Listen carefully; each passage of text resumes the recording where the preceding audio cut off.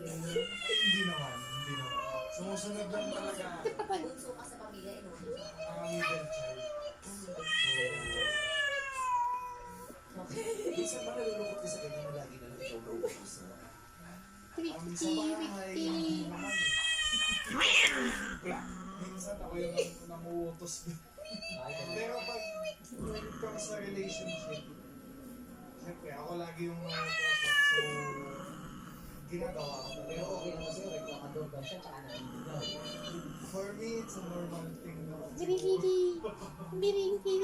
Also understanding.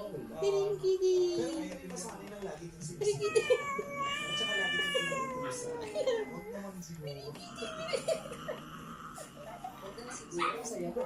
Pero parang ikaw yung ano, no? Ikaw yung parang gagawin lahat para sa mga sa buhay. Ayun, siya.